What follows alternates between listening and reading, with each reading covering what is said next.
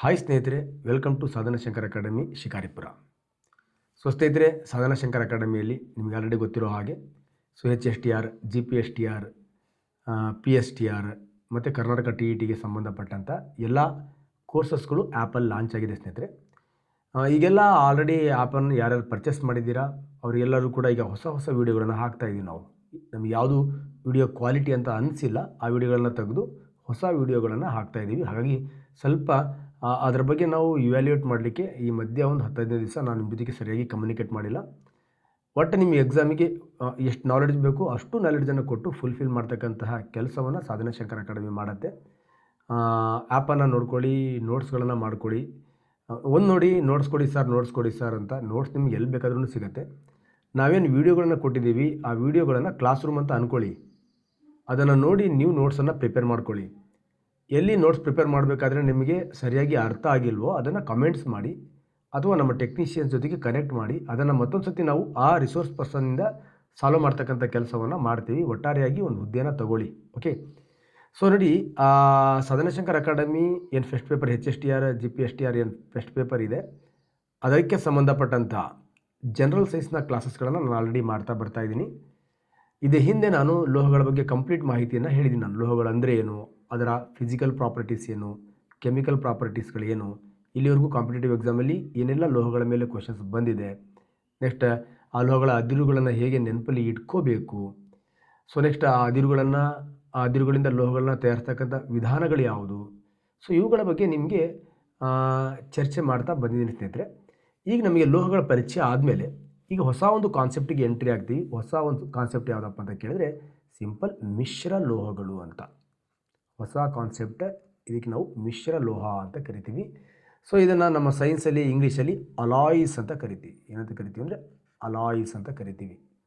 ಹಾಗಾದರೆ ಮಿಶ್ರ ಲೋಹಗಳು ನೋಡಿ, ಇಲ್ಲಿ ಸ್ವಲ್ಪ ಕನ್ನಡ ನಾಡಿದ್ರೆ ನಿಮಗೆ ಕ್ಲಿಯಾರಿಟಿ ಸಿಕ್ಬಿಡತ್ತೆ.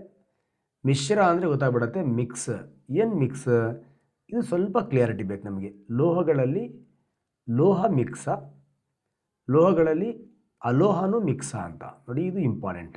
ಮಿಶ್ರ ಲೋಹ ಅಂದರೆ ಬರೀ ಲೋಹಗಳ ಮಿಶ್ರಣ ಅಲ್ಲ. ಲೋಹಗಳಲ್ಲಿ ಲೋಹಗಳನ್ನಾದರೂ ಮಿಕ್ಸ್ ಮಾಡ್ಬೋದು, ಲೋಹಗಳಲ್ಲಿ ಅಲೋಹಗಳನ್ನಾದರೂ ಮಿಕ್ಸ್ ಮಾಡಿ ಹೊಸದಾಗಿ ನಾವೊಂದು ಲೋಹದಂಥ ವಸ್ತುವನ್ನು ಪಡ್ಕೊಳ್ತೀವಲ್ವ, ಆ ವಸ್ತುವನ್ನು ನಾವು ಮಿಶ್ರ ಲೋಹ ಅಂತ ಕರಿತೀವಿ. ಇದನ್ನು ನಾವು ಇಂಗ್ಲೀಷಲ್ಲಿ ಅಲಾಯ್ಸ್ ಅಂತ ಕರಿತೀವಿ. ನೋಡಿ, ಈ ಮಿಶ್ರ ಲೋಹದಲ್ಲಿ ಇನ್ನೊಂದು ಪಾಯಿಂಟ್ ಸೇರ್ಕೊಂಡ್ಬಿಡತ್ತೆ. ಈ ಮಿಶ್ರ ಲೋಹಗಳನ್ನು ನಾವು ಸಾಲಿಡ್ ಸೊಲ್ಯೂಷನ್ ಅಂತ ಕರಿತೀವಿ, ಘನ ದ್ರಾವಣ ಅಂತ ಕರಿತೀವಿ. ಸಾಲಿಡ್ ಸೊಲ್ಯೂಷನ್, ಘನ ದ್ರಾವಣ.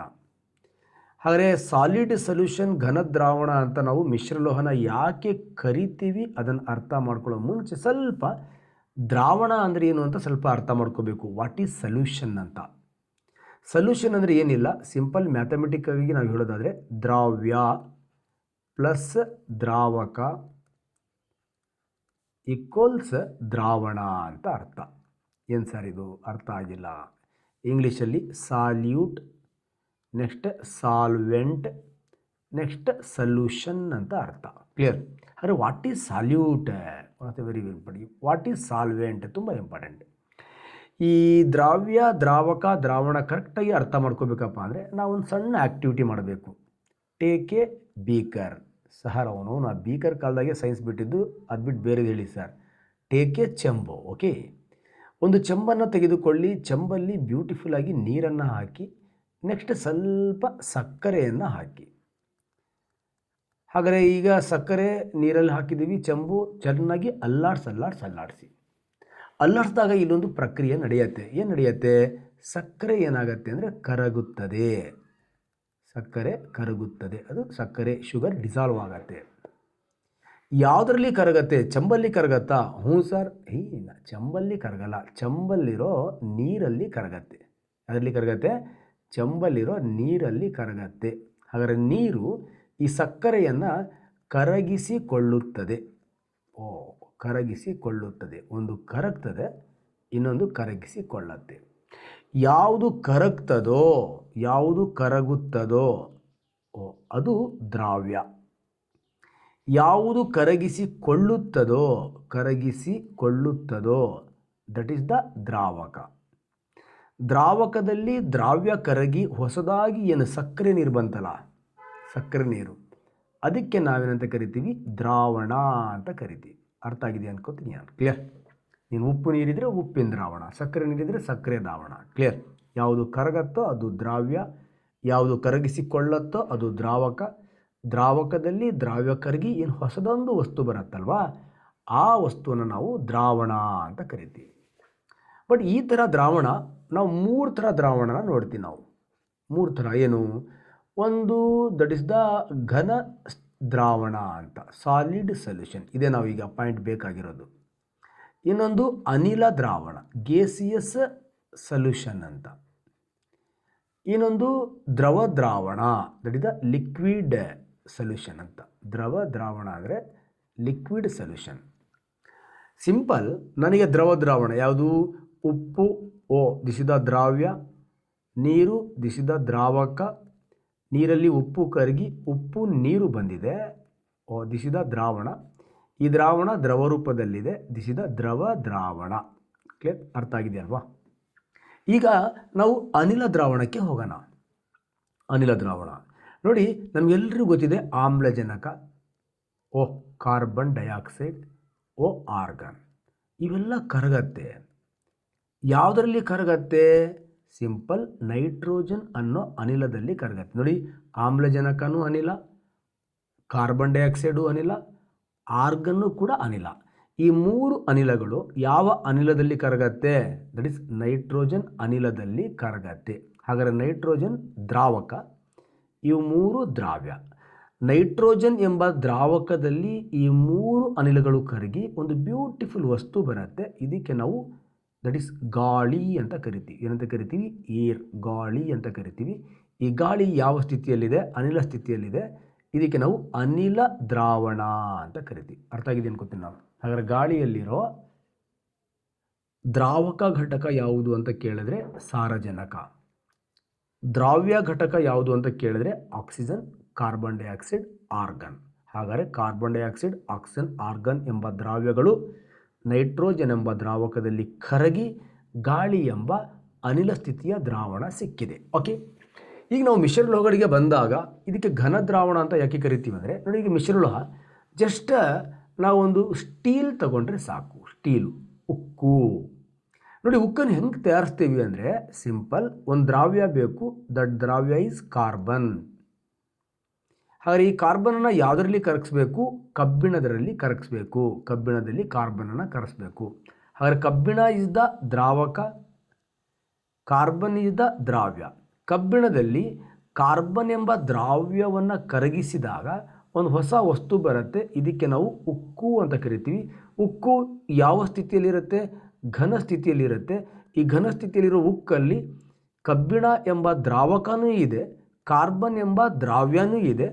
ದ್ರಾವ್ಯ ಮತ್ತು ದ್ರಾವಕ ಸೇರಿದರೆ ದ್ರಾವಣ. ಇಲ್ಲಿ ದ್ರಾವ್ಯನೂ ಘನಸ್ಥಿತಿಯಲ್ಲಿದೆ, ದ್ರಾವಕನೂ ಘನಸ್ಥಿತಿಯಲ್ಲಿದೆ, ಹೊಸದಾಗಿ ಬಂದಿರೋ ಉಕ್ಕು ಕೂಡ ಘನಸ್ಥಿತಿಯಲ್ಲಿದೆ. ಹಾಗಾಗಿ ಇದಕ್ಕೆ ಘನ ದ್ರಾವಣ ಅಂತ ಕರಿತೀವಿ. Solid solution. ಎಲ್ಲ ಮಿಶ್ರಲೋಹಗಳು ಘನ ದ್ರಾವಣ ಆಗಿರುತ್ತೆ. ಓಕೆ, ಇದು one of the very very important. Next ಮಿಶ್ರಲೋಹಗಳಿಗೆ ಸಂಬಂಧಪಟ್ಟಂತೆ ಮತ್ತೊಂದು ಕ್ವಶನ್ ಬರುತ್ತೆ. These are all homogeneous mixtures ಅಂತ ಕರಿತೀವಿ. ಇವೆಲ್ಲವೂ ಕೂಡ ಸಮರೂಪದ ಮಿಶ್ರಣಗಳು ಅಂತ. ಸಮರೂಪದ ಮಿಶ್ರಣಗಳು ಅಂತ. ಓಕೆ, ಸಮರೂಪದ ಮಿಶ್ರಣ ಅಂದರೆ ನಿಮಗೆಲ್ಲ ಗೊತ್ತಿದೆ, 2 ಹೆಚ್ಚು ವಸ್ತುಗಳನ್ನು ಭೌತಿಕವಾಗಿ ಬೆರೆಸಿದರೆ ಅದಕ್ಕೆ ಮಿಶ್ರಣ ಅಂತ ಕರಿತೀವಿ. ಈ ಥರ ವಸ್ತುಗಳನ್ನು ನಾವು ಮಿಕ್ಸ್ ಮಾಡಿದಾಗ ಅದ್ಯಾವುದೋ ಇದ್ಯಾವುದೋ ಅಂತ ನಮಗೆ ಫಿಸಿಕಲಿ ಐಡೆಂಟಿಫೈ ಮಾಡಲಿಕ್ಕೆ ಆಗಿಲ್ಲ ಅಂದರೆ ಅದು ಸಮರೂಪದ ಮಿಶ್ರಣ ಅಂತ. ಎಕ್ಸಾಂಪಲ್, ಈಗ ಸಕ್ಕರೆ ಇದೆ, ಅದನ್ನು ನೀರಲ್ಲಿ ಹಾಕ್ತೀವಿ, ಆಮೇಲೆ ಸಕ್ಕರೆ ನೀರಿರುತ್ತೆ. ಹಾಗಾದರೆ ಸಕ್ಕರೆ ನೀರನ್ನು ನಾವು ದೂರದಿಂದ ನೋಡಿ ಅದರಲ್ಲಿ ಸಕ್ಕರೆ ನೀರು ಅಂತ ಹೇಳಕ್ಕೆ ಬರುತ್ತಾ? ನೋ, ಸಕ್ಕರೆ ನೀರು 2 ಬೆರೆತಿರುತ್ತೆ. ನಾವು ಟೇಸ್ಟ್ ಮಾಡಿದ್ರೆ ಮಾತ್ರ ಗೊತ್ತಾಗುತ್ತೆ, ನೋಡಿ ಹೇಳೋಕ್ಕಾಗೋದಿಲ್ಲ. ಇಲ್ಲಿ ಸಕ್ಕರೆ ಅನ್ನೋ ಘಟಕಾಂಶ, ನೀರು ಅನ್ನೋ ಘಟಕಾಂಶ ಎರಡೂ ಒಟ್ಟಿಗೆ ಇದ್ದಾಗ ಏಕರೂಪತೆ ಇರುತ್ತೆ, ಯೂನಿಫಾರ್ಮಿಟಿ ಇರುತ್ತೆ. ಈ ಥರ ಮಿಕ್ಸ್ ಮಾಡಿದಾಗ ವಸ್ತುಗಳ ಮಧ್ಯೆ ಯೂನಿಫಾರ್ಮಿಟಿ ಇತ್ತು ಅಂದರೆ ಇದಕ್ಕೆ ಸಮರೂಪ ಆರ್ ಹೋಮೋಜಿನಿಯಸ್ ಮಿಕ್ಸ್ಚರ್ಸ್ ಅಂತ ಕರಿತೀವಿ.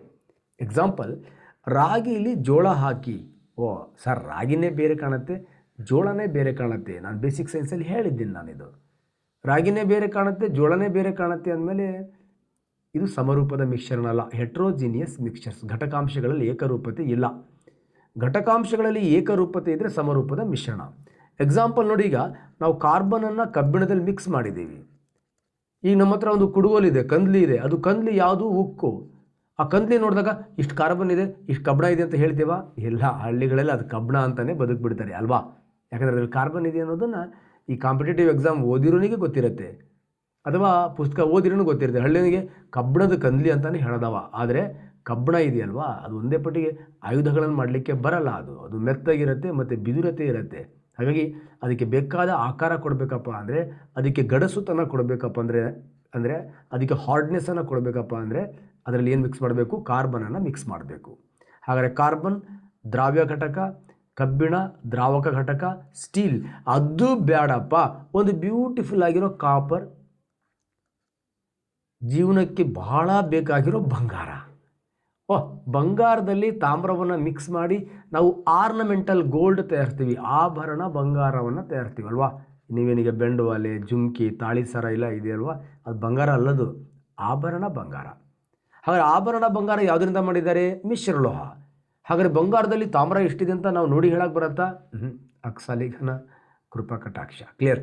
ಹಾಗಾಗಿ ಬಂಗಾರದಲ್ಲಿ ತಾಮ್ರ ಮಿಕ್ಸ್ ಆಗಿರೋದು ನಾವು ಬಂಗಾರ ಸರ ಅಂತೇವೆ ಹೇಳ್ತು, ಯಾವ ಕಾರಣಕ್ಕೂ ಅದರಲ್ಲಿ ತಾಮ್ರ ಎಷ್ಟಿದೆ ಅಂತ ಹೇಳಕ್ಕೆ ಬರೋದಿಲ್ಲ. ಯಾಕಂದರೆ ಬಂಗಾರ ಯಾವುದು ತಾಮ್ರ ಯಾವುದು ನಮಗೆ ಅಷ್ಟು ಸುಲಭವಾಗಿ ಐಡೆಂಟಿಫೈ ಮಾಡಲಿಕ್ಕೆ ಬರಲ್ಲ.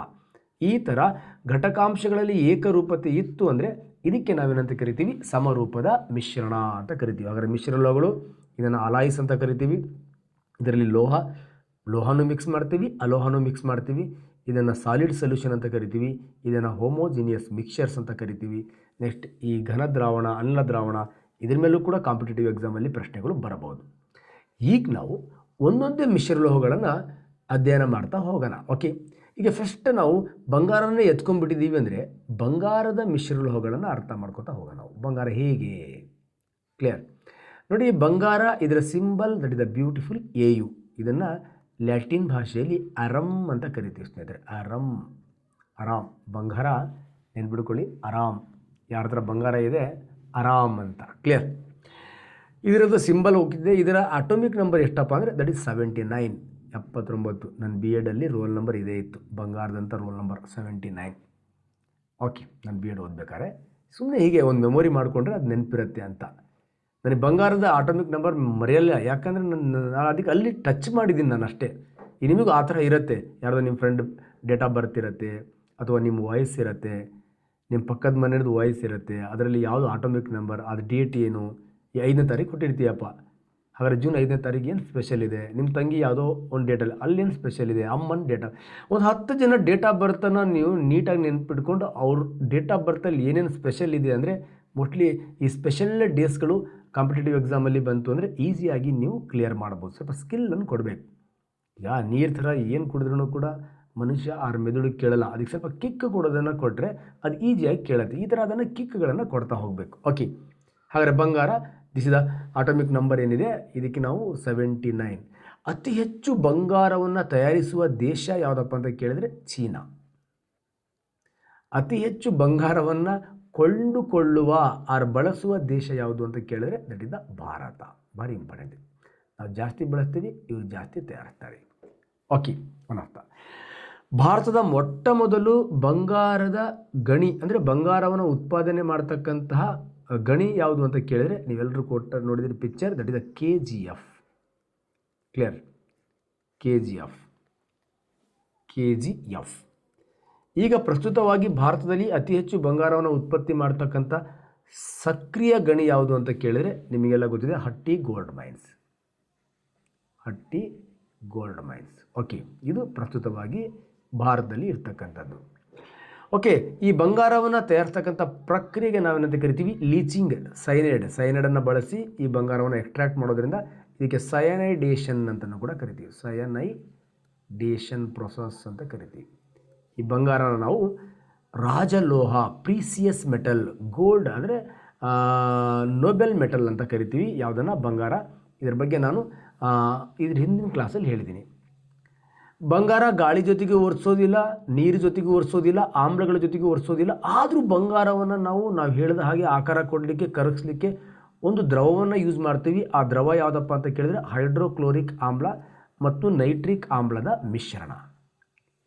ಹಾಗಾದ್ರೆ ಮಿಶ್ರಣ ಅಂದರೆ ಸುಮ್ಮನೆ ಬಾಟ್ಲಲ್ಲಿ ನೀರು ಹಾಕ್ದಂಗೆ ಎಣ್ಣೆ ಹಾಕ್ದಂಗೆ ಅದಕ್ಕೆ ಪ್ರೊಪೋರ್ಷನ್ಸ್ ಇದೆ ನೋಡಿ. ಇಲ್ಲಿ 3 ಇದೆ. ಹೈಡ್ರೋಕ್ಲೋರಿಕ್ ಆಮ್ಲ ಮುಕ್ಕಾಲು ಭಾಗ, ನೆಕ್ಸ್ಟ್ ಕಾಲು ಭಾಗ ನೈಟ್ರಿಕ್ ಆಮ್ಲ. This is 3:1 ratio. ಹಾಗೆ ಈ ಹೈಡ್ರೋಕ್ಲೋರಿಕ್ ಆಮ್ಲ ನೈಟ್ರಿಕ್ ಆಮ್ಲವನ್ನು 3:1 ಅನುಪಾತದಲ್ಲಿ ಮಿಕ್ಸ್ ಮಾಡಿದಾಗ ಒಂದು ಹೊಸ ಆಮ್ಲ ಬರುತ್ತೆ. ಆ ಆಮ್ಲ ಇದೆಯಲ್ವಾ, ಈ ಬಂಗಾರ, ಇದಕ್ಕೆ ರಾಜಲೋಹ ಅಂತ ಕರಿತೀವಿ, ನೋಬೆಲ್ ಮೆಟಲ್. ಈ ರಾಜಲೋಹವನ್ನು ಕರಗಿಸ್ತಕ್ಕಂಥ ಈ ಮಿಶ್ರಣದ ಆಮ್ಲ ಇದೆ, ಅದಕ್ಕೆ ನಾವು ರಾಜಾಮ್ಲ ಅಂತ ಕರಿತೀವಿ. ಏನಂತ ಕರಿತೀವಿ ಅಂದರೆ ರಾಜಾಮ್ಲ. ಇದಕ್ಕೆ ಬ್ಯೂಟಿಫುಲ್ ಅಕ್ವೈರ್ಜಿಯಾ ಅಂತ ಕರಿತೀವಿ. ಅಕ್ವೈರ್ಜಿಯಾ ಅಂತ ಕರಿತೀವಿ. ಕ್ಲಿಯರ್? ಹಾಗಾದರೆ ನಮ್ಮ ಬಂಗಾರ ಯಾವ ದ್ರಾವಣದಲ್ಲಿ ಕರಗತ್ತೆ ಅಂದರೆ ಅಕ್ವೈರ್ಜಿಯಾದಲ್ಲಿ ಕರಗತ್ತೆ. ಇದಕ್ಕೆ ರಾಜಾಮ್ಲ ಅಂತ ಕರಿತೀವಿ. ರಾಜಾಮ್ಲವನ್ನು ಹೇಗೆ ತಯಾರಿಸ್ತಾರೆ ಅಂದರೆ ಹೈಡ್ರೋಕ್ಲೋರಿಕ್ ಆಮ್ಲ ಮತ್ತು ನೈಟ್ರಿಕ್ ಆಮ್ಲವನ್ನು ಸೇರಿಸಿ ತಯಾರಿಸ್ತಾರೆ. ಇನ್ ಕೇಸ್ ಕೆಲವು ಸತಿ ಎಕ್ಸಾಮ್ಗಳಲ್ಲಿ ಬಂಗಾರವನ್ನು ಕರಗಿಸುವ ಆಮ್ಲ ನೈಟ್ರಿಕ್ ಆಮ್ಲ ಮತ್ತು ಹೈಡ್ರೋಕ್ಲೋರಿಕ್ ಆಮ್ಲವನ್ನು ಯಾವ ಅನುಪಾತದಲ್ಲಿ ಬೆರೆಸುವರು ಅಂತ ಕೇಳಿದಾಗ ನೀವೇನೋ ನೋಟ್ಸ್ ಮಾಡ್ಕೊಂಡು ಓದಿದ್ದೀವಿ ಅಂತ 3:1 ಹಾಕಿದರೆ ಚೆಂಬು ಅಂತ. ನಾನು ಹೇಳಬೇಕಾದ್ರೆ ಫಸ್ಟ್ ಹೈಡ್ರೋಕ್ಲೋರಿಕ್ ಆಮ್ಲ, ಆಮೇಲೆ ನೈಟ್ರಿಕ್ ಆಮ್ಲ, ಅದಕ್ಕೆ 3:1. ಆದರೆ ಎಕ್ಸಾಮಲ್ಲಿ ಬಂದಿದ್ದು ಫಸ್ಟ್ ನೈಟ್ರಿಕ್ ಆಮ್ಲ, ಆಮೇಲೆ ಹೈಡ್ರೋಕ್ಲೋರಿಕ್ ಆಮ್ಲ. ಇಲ್ಲಿ 1:3. ಇದು ಕರೆಕ್ಟಾಗಿ ಗೊತ್ತಿರಬೇಕು. ಫಸ್ಟ್ ಮುಕ್ಕಾಲು ಭಾಗ ಹೈಡ್ರೋಕ್ಲೋರಿಕ್ ಆಮ್ಲ, ಕಾಲು ಭಾಗ ನೈಟ್ರಿಕ್ ಆಮ್ಲ. ಹಾಗಾಗಿ ಈ ಥರನೂ ಎಕ್ಸಾಮಲ್ಲಿ ಸೈನ್ಸ್ ಕ್ವಶನನ್ನು ಮೆಂಟಲ್ ಎಬಿಲಿಟಿ ಗೂಟ ಹೊಡಿತಾನೆ. ಹಾಗಾಗಿ ಇದು ಸ್ವಲ್ಪ ನಿಮಗೆ ಕ್ಲಿಯರಾಗಿ ನೋಡ್ಕೊಳ್ಳಿ. ಕ್ಲಿಯರ್? ಓಕೆ. ಒಟ್ಟಾರೆಯಾಗಿ ಬಂಗಾರವನ್ನು ಹೇಗೋ ತಯಾರಿಸ್ಬಿಡ್ತಾರೆ. ಈಗ ತಯಾರಿಸಿರ್ತಕ್ಕಂಥ ಬಂಗಾರ ಇದೆಯಲ್ವಾ, ಅದನ್ನು ಶುದ್ಧ ಬಂಗಾರ ಅಂತ ಕರಿತೀವಿ. ಆ ಶುದ್ಧ ಬಂಗಾರವನ್ನು ನಾವೇನಂತ ಕರಿತೀವಿ? ಅಪರಂಜಿ ಬಂಗಾರ ಅಂತ ಕರಿತೀವಿ. ಅಪರಂಜಿ ಬಂಗಾರ. ಈ ಬಂಗಾರದ ಶುದ್ಧತೆಯನ್ನು ಅಳಿತಕ್ಕಂಥದ್ದು ಕ್ಯಾರೆಟ್.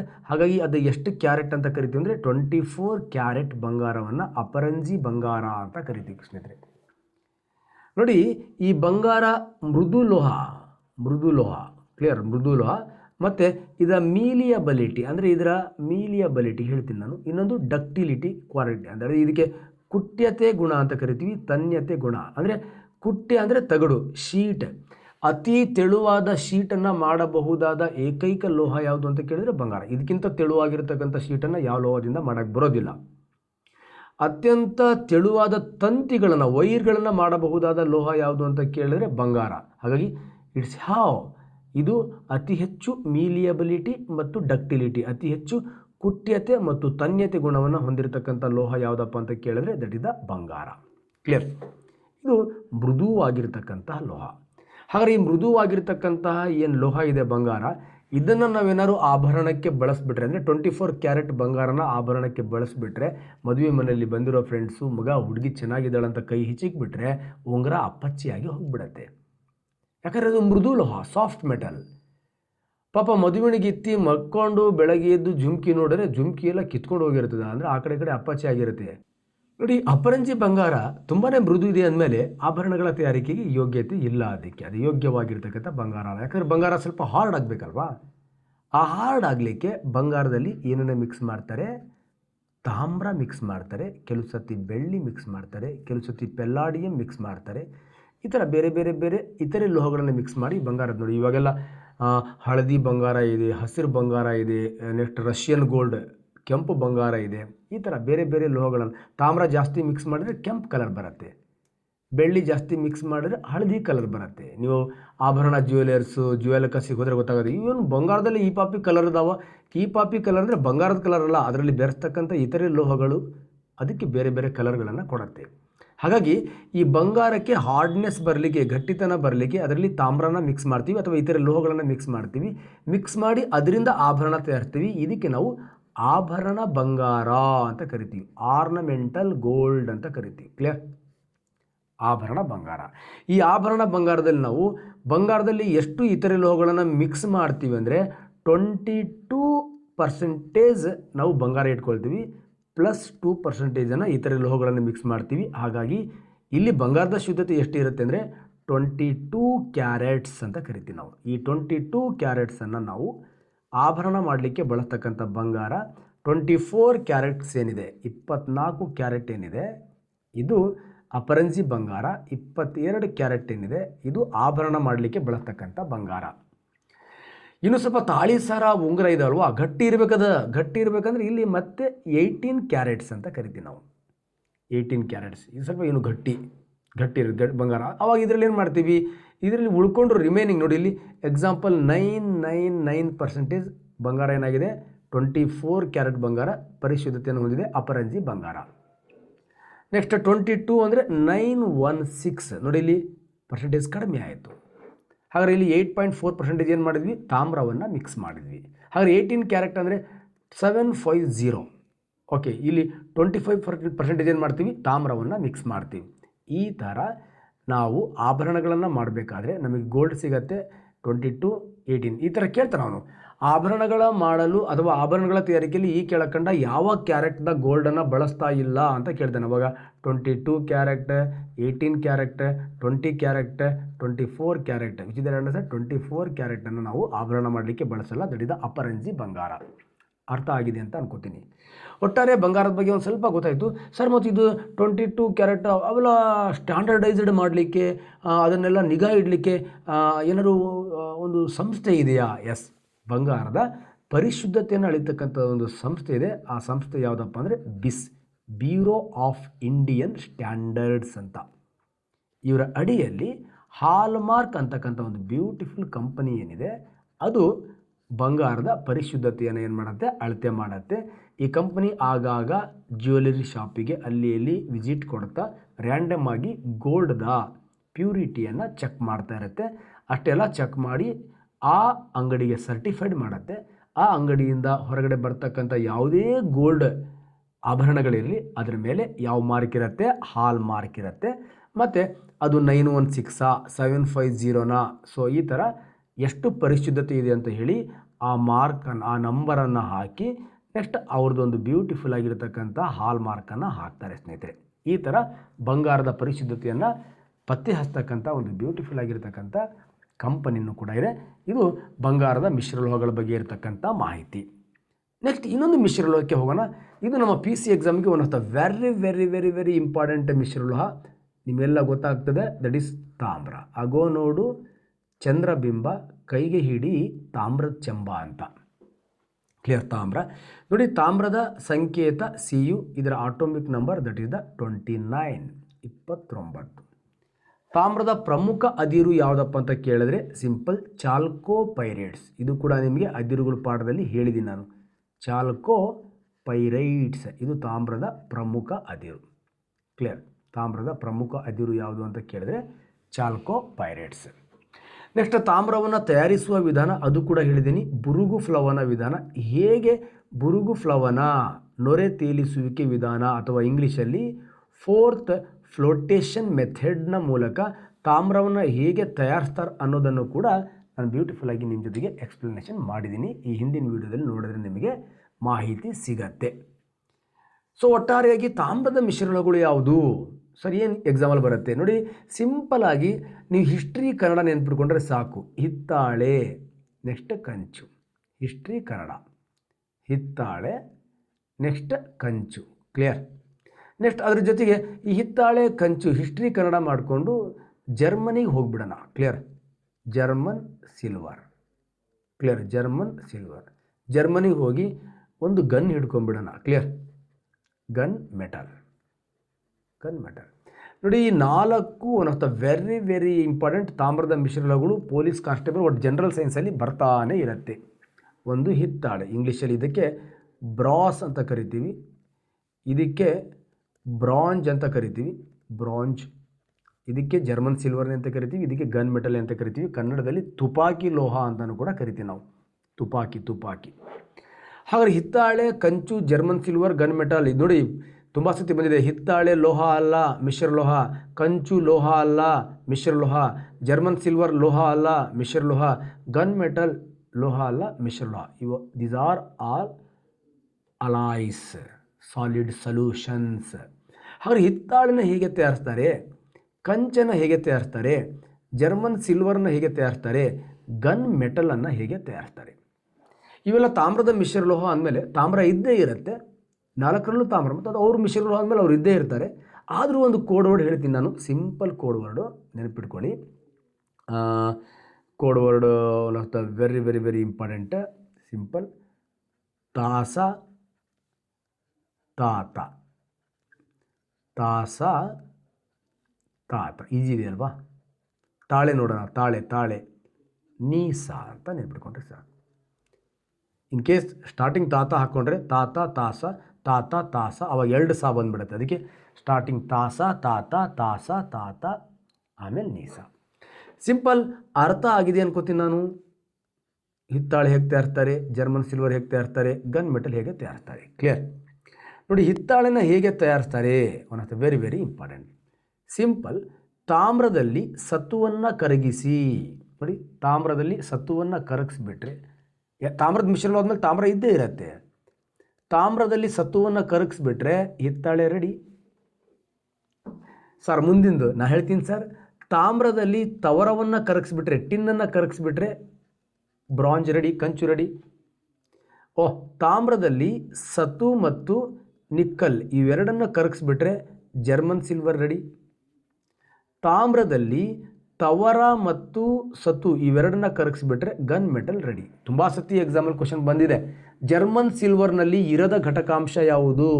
ತಾಮ್ರ, ಸತು, ನಿಕ್ಕಲ್ ಅಂಡ್ ಸಿಲ್ವರ್. ಜರ್ಮನ್ ಸಿಲ್ವರೇ ಇರಲ್ಲ, ಅದು ಸಿಲ್ವರ್ ಥರ ಇದೆ. ತಾಮ್ರ, ಸತು, ನಿಕ್ಕಲ್ ಇವು 3 ಮಿಕ್ಸ್ ಮಾಡಿ ಸಿಲ್ವರ್ ಥರ ಒಂದು ವಸ್ತುವನ್ನು ರೆಡಿ ಮಾಡ್ತೀವಿ, ಮಿಶ್ರಲೋಹ.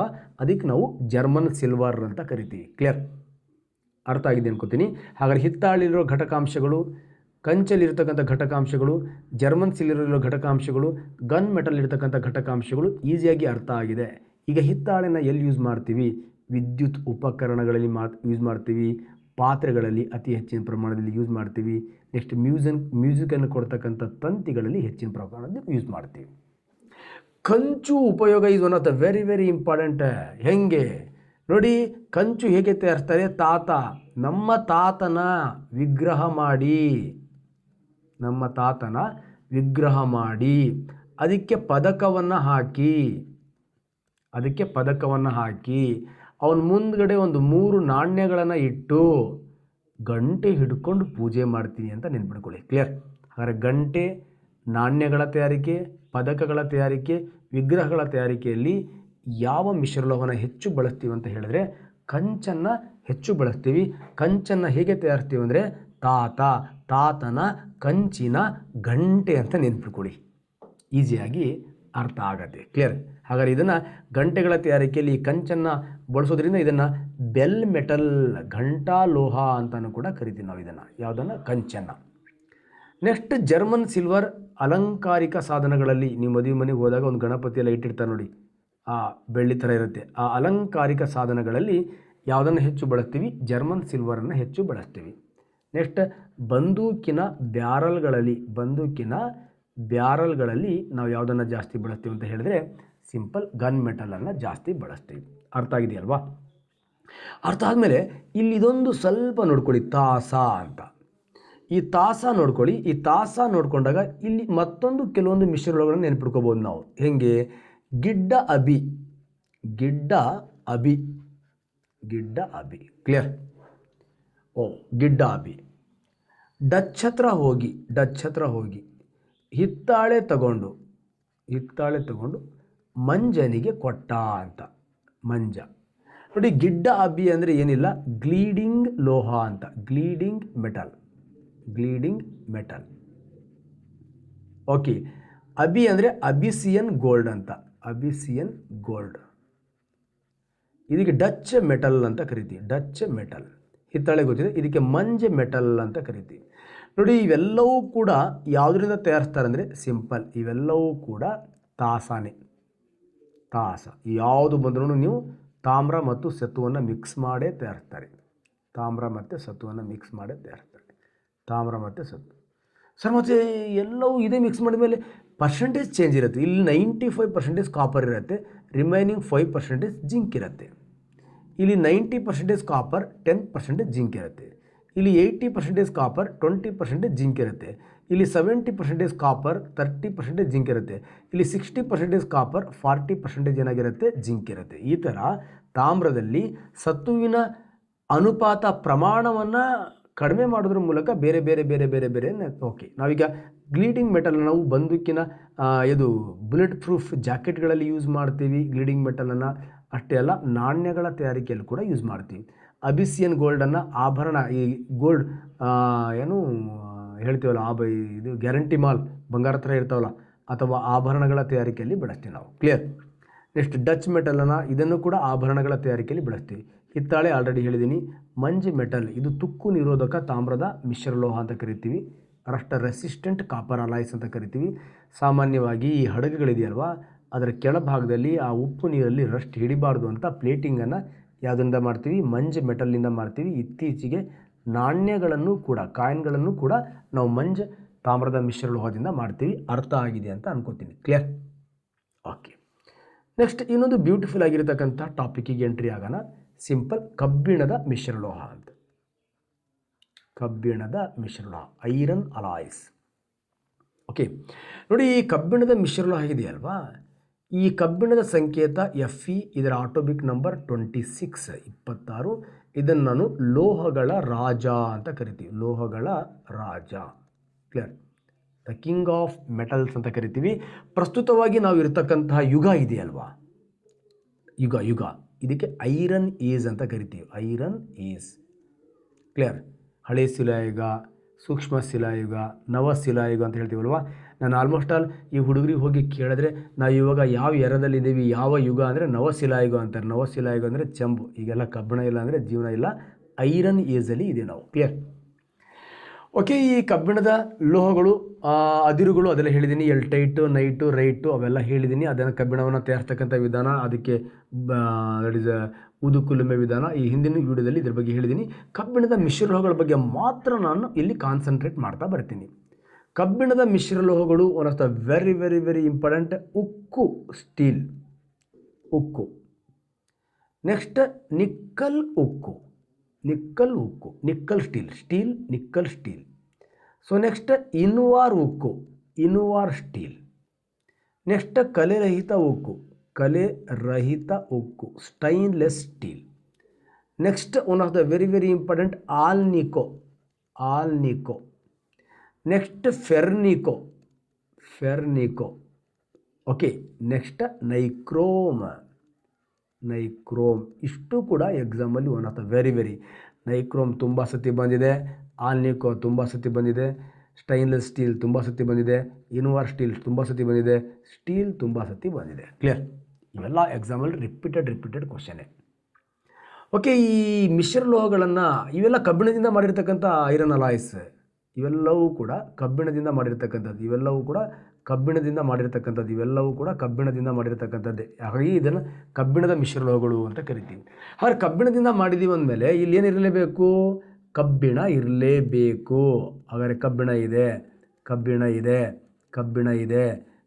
ಇದೆ. ಕೋಡೌಟ್ ಮಾಡ್ಬೋದು ನೀವು. ಕಬ್ಬಿಣ ಇದೆ. ಓಕೆ, ಕಬ್ಬಿಣ ಇದೆ. ಕ್ಲಿಯರ್? ಕಬ್ಬಿಣ ಇದೆ ಅಂದಮೇಲೆ ಇದರಲ್ಲಿ ಏನು, ಈಗ ಉಕ್ಕು ಹೆಂಗೆ ತಯಾರಿಸ್ಬೇಕು ಸರ್? ಕಬ್ಬಿಣದ ಜೊತೆಗೆ ಕಾರ್ಬನನ್ನು ಮಿಕ್ಸ್ ಮಾಡಿಬಿಟ್ರೆ ಉಕ್ಕು ರೆಡಿ, ಸ್ಟೀಲ್ ರೆಡಿ. ಎಲ್ಲೆಲ್ಲಿ ಉಕ್ಕು ಇದೆ ನೋಡಿ, ಇಲ್ಲಿ ಉಕ್ಕು ಇದೆ, ಅಲ್ಲೆಲ್ಲ ಕಾರ್ಬನ್ ಕುಕ್ಕು. ಓಕೆ. ಉಕ್ಕು ಎಲ್ಲಿದೆ ಅಲ್ಲಿ ಕಾರ್ಬನ್ ಕುಕ್ಕು. ಸ್ವಲ್ಪ ಕಡಿಮೆ ಪ್ರಮಾಣದ ನಿಕ್ಕಲನ್ನು ಹಾಕು. ಕ್ಲಿಯರ್? ಕಡಿಮೆ ಪ್ರಮಾಣದ ನಿಕ್ಕಲನ್ನು ಹಾಕು. ನಿಕ್ಕಲ್ ಉಕ್ ಇಸ್ ರೆಡಿ. ಸ್ವಲ್ಪ ಜಾಸ್ತಿ ಪ್ರಮಾಣದ ನಿಕ್ಕಲ್ ಹಾಕು. ಇನ್ವಾರ್ ಉಕ್ಕು ರೆಡಿ. ನಿಕ್ಕಲ್ ಜೊತೆಗೆ ಸ್ವಲ್ಪ ಕ್ರೋಮಿಯಂ ಹಾಕು. Stainless steel ready. Clear? Stainless steel ready. ನೋಡಿ ಕೋಡೋಡ್ ಕಾಕ, ನೆಕ್ಸ್ಟ್ ಕಾಕನಿಕೋ. ಹೆಂಗಾರು ನೆನ್ಪಿಟ್ಕೊಳ್ಳಿ. ಜಸ್ಟ್ ನಾನು ಈ ಸ್ಕಿಲಲ್ಲಿ ಹೇಳಿದ್ದೀನಿ. ಉಕ್ಕು ನಿಕ್ಕಲ್ ಹಿಡ್ಕೊಂಡ್ಬಿಡೋದು. ನಿಕ್ಕಲ್ ಕಡಿಮೆ, ನಿಕ್ಕಲ್ ಜಾಸ್ತಿ, ನಿಕ್ಕಲ್ ಜೊತೆಗೆ ಕ್ರೋಮಿಯಂ. ಇವು ಕಲೆರಹಿತ ಉಕ್ಕನ್ನು ಹೆಂಗೆ ತಯಾರಿಸ್ತೀವಿ, ಇನ್ವಾರ್ ಉಕ್ಕನ್ನು ಹೆಂಗೆ ತಯಾರಿಸ್ತೀವಿ, ನಿಕ್ಕಲ್ ಉಕ್ಕನ್ನು ಹೆಂಗೆ ತಯಾರಿಸ್ತೀವಿ ಗೊತ್ತಾಗ್ಬಿಡುತ್ತೆ. ಸಾಮಾನ್ಯವಾಗಿ ಏನು ಉಕ್ಕಿದೆಯಲ್ವಾ, ಇದನ್ನು ಎಲ್ಲಿ ಯೂಸ್ ಮಾಡ್ತೀವಿ? ಹತಾರಗಳ ತಯಾರಿಕೆಯಲ್ಲಿ ಯೂಸ್ ಮಾಡ್ತೀವಿ. ನೆಕ್ಸ್ಟ್ ನಾವು ದಿನೋಪಯೋಗಿ ವಸ್ತುಗಳ ಅತಿ ಹೆಚ್ಚು ತಯಾರಿಕೆಯಲ್ಲಿ ಯಾವುದನ್ನು ಯೂಸ್ ಮಾಡ್ತೀವಿ ಅಂತ ಹೇಳಿದ್ರೆ ಸ್ಟೀಲನ್ನು ಯೂಸ್ ಮಾಡ್ತೀವಿ. ಇದು ಕೂಡ ಹಿಂದಿನ ಕ್ಲಾಸಲ್ಲಿ mild steel, soft, medium, hard steel ಬಗ್ಗೆ ಎಲ್ಲ ಹೇಳಿದ್ದೀನಿ ನಾನು. ಯಾವ್ಯಾವ ಪ್ರಪೋರ್ಷನಲ್ಲಿ ನಾವು ಕಾರ್ಬನನ್ನು ಮಿಕ್ಸ್ ಮಾಡಿ ಹೇಗೆ ತಯಾರಿಸ್ತೀವಿ ಅಂತ. ಈಗ ನಮಗೆ ಬೇಕಾಗಿರೋದು nickel steel. One of the very very very very important nickel steel. ಇದು ಹಾರ್ಡ್ ಸ್ಟೀಲ್. ಇದು ಹಾಗಾಗಿ ಇದನ್ನು ಎಲ್ಲಿ ಯೂಸ್ ಮಾಡ್ತೀವಿ? ಡ್ರಿಲ್ಲಿಂಗ್ ಮಿಷನ್ಸ್, ಕೊರೆಯುವ ಸಾಧನಗಳಲ್ಲಿ ಯೂಸ್ ಮಾಡ್ತೀವಿ. ಕೊರೆಯುವ ಸಾಧನ, ಡ್ರಿಲ್ಲಿಂಗ್ ಮಿಷನ್ಸ್. ಈ ಬಿಟ್ ಹಾಕ್ಕೊಂಡು, ಬಿಟ್ ಮಾಡಿರ್ತೀವಿ ನೋಡಿ ಗೋಡೆ ಒಳಗಡೆ ಬಿಟ್ಟು, ಅಥವಾ ಬೋರನ್ನು ಕೊರಿಬೇಕಾದ್ರೆ ಒಂದು ಪೈಪ್ ಹಾಕ್ಕೋತೀವಲ್ವಾ, ಇದಕ್ಕೆ ಡ್ರಿಲ್ಲಿಂಗ್ ಮಿಷನ್ಸ್. ಅಥವಾ ಈ ವುಡ್ಡನ್ನು ಕೊರಿಬೇಕಾದ್ರೆ ಬೈರ್ಗಿ ಅಂತ ಹೇಳ್ತೀವಲ್ವಾ, ಕೊರೆಯುವ ಸಾಧನ. ಅಷ್ಟೇ ಅಲ್ಲ, ಮೆಷನರಿ ಟೂಲ್ಸ್, ಯಂತ್ರೋಪಕರಣಗಳಲ್ಲಿ ಹೆಚ್ಚಿನ ಪ್ರಮಾಣದಲ್ಲಿ ಬಳಸ್ತೀವಿ. ಯಾವುದನ್ನು? ನಿಕ್ಕಲ್ ಸ್ಟೀಲನ್ನು. ಸೊ ನೆಕ್ಸ್ಟ್ ಇನ್ವರ್ ಸ್ಟೀಲ್ ಬರುತ್ತೆ. ಇನ್ವರ್ ಸ್ಟೀಲ್ದ ಒಂದು ವಿಶೇಷತೆ ಇದೆ, ಇದರ ಲೀನಿಯರ್ ಎಕ್ಸ್ಪ್ಯಾನ್ಷನ್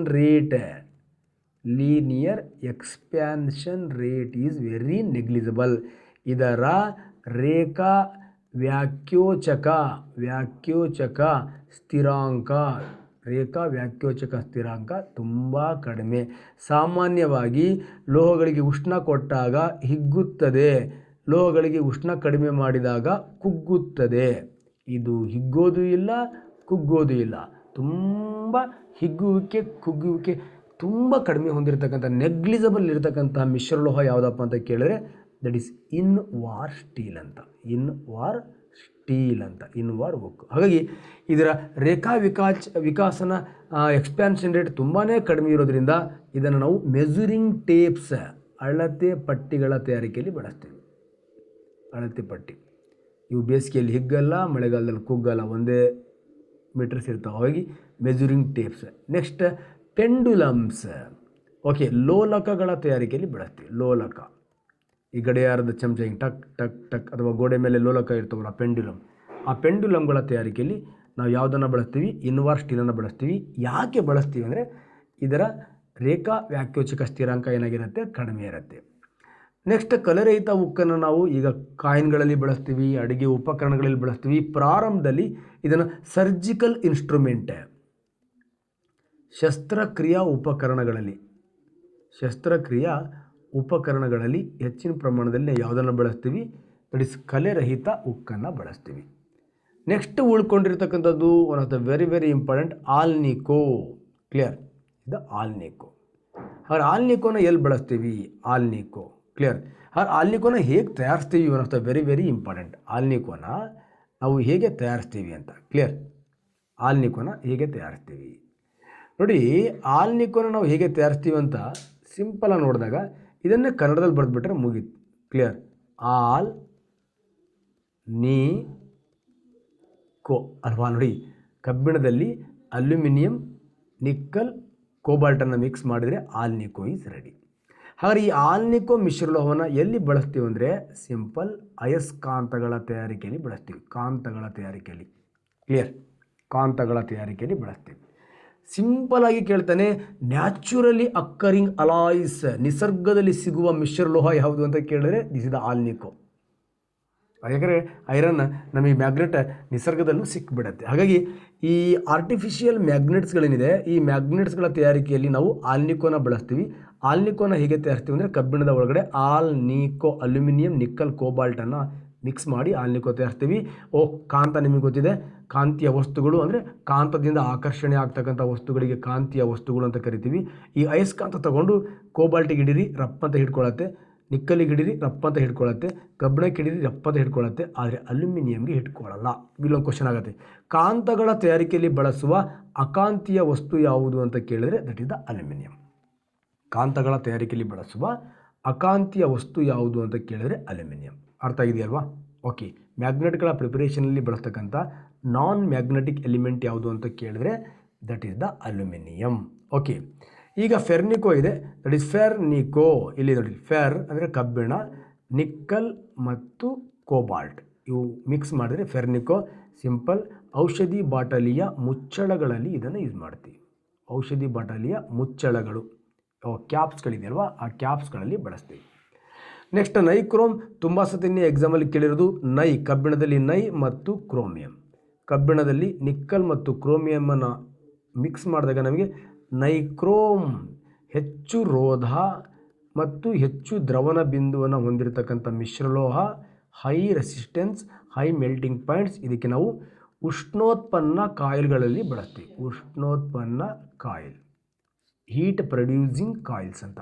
ಹೀಟ್ ಪ್ರೊಡ್ಯೂಸಿಂಗ್ ಕಾಯಿಲ್ಸ್ಗಳಲ್ಲಿ ನಾವು ಯಾವುದನ್ನು ಬಳಸ್ತೀವಿ? ನೈಕ್ರೋಮ್. ನೋಡಿರ್ಬೋದು ನೀವು, ನೈಕ್ರೋಮ್ ಹಿಂಗಿರುತ್ತೆ, ಹಿಂಗಿರುತ್ತೆ.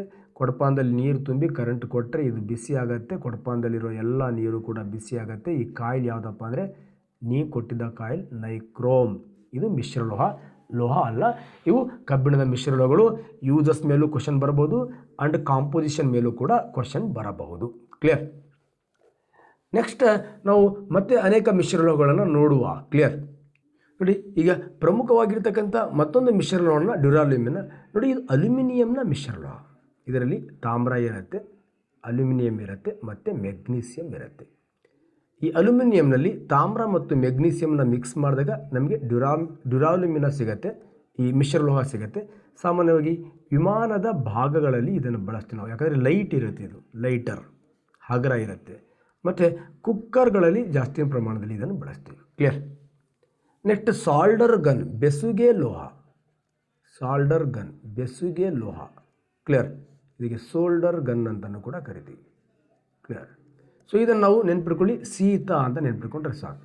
ಬೆಸುಗೆ ಅಂದರೆ ಹೀಟ್, ಅದಕ್ಕೆ ಆಪೋಸಿಟ್ ಸೀಸ. ಸೀಸದಲ್ಲಿ ತವರವನ್ನು ಮಿಕ್ಸ್ ಮಾಡಿದ್ರೆ ನಮಗೇನು ಸಿಗುತ್ತೆ? ಸಾಲ್ಡರ್ ಗನ್ ಸಿಗುತ್ತೆ. ಕ್ಲಿಯರ್? ಇದರ ಜೊತೆಗೆ ನಮಗೆ ಮತ್ತೆ ಮಿಶ್ರಲೋಹಗಳು ಯಾವುದು ಅಂತ ಕೇಳಿದರೆ ಪಾದರಸದ ಮಿಶ್ರಲೋಹಗಳು. ಪಾದರಸದ ಮಿಶ್ರಲೋಹಗಳು. ಪಾದರಸದ ಮಿಶ್ರಲೋಹಗಳು. ಕ್ಲಿಯರ್? ನೋಡಿ, ಈ ಪಾದರಸದ ಮಿಶ್ರಲೋಹಗಳಿಗೆ ನಾವೇನಂತ ಕರಿತೀವಿ ಅಂದರೆ ಅಮಾಲ್ಗಮ್ಗಳು ಅಂತ ಕರಿತೀವಿ. ಅಮಾಲ್ಗಮ್ಗಳು ಅಂತ ಕರಿತೀವಿ. ಕ್ಲಿಯರ್? ಅಮಾಲ್ಗಮ್. ಪಾದರಸದಿಂದ ಮಾಡಿರ್ತಕ್ಕಂಥ ಮಿಶ್ರಲೋಹಗಳಿಗೆ ನಾವು ಅಮಾಲ್ಗಮ್ ಅಂತ ಕರಿತೀವಿ. ಸಾಮಾನ್ಯವಾಗಿ ಪಾದರಸ ಕೆಲವೊಂದು ಲೋಹಗಳ ಜೊತೆಗೆ ವರ್ತಿಸೋದಿಲ್ಲ. ಆ ಲೋಹಗಳನ್ನು ನೆನ್ಪಿಟ್ಕೊಳ್ಳೋಕೆ ನಾವು ಕಪಟ ಟ ಅಂತ ನೆನ್ಪಿಟ್ಕೊಂಡ್ರೆ ಸಾಕು. ಒಂದು ಕಪಟ ನೆನ್ಪಿಟ್ಕೊಂಡ್ರೆ ಸಾಕು. ಕ ಅಂದರೆ ಸಿಂಪಲ್ ಕಬ್ಬಿಣ. ನೆಕ್ಸ್ಟ್ ಪ ಅಂದರೆ ದಟ್ ಇಸ್ ದ ಪ್ಲಾಟಿನಮ್. ಟ ಅಂದರೆ ದಟ್ ಇಸ್ ದ ಟಂಗಸ್ಟನ್.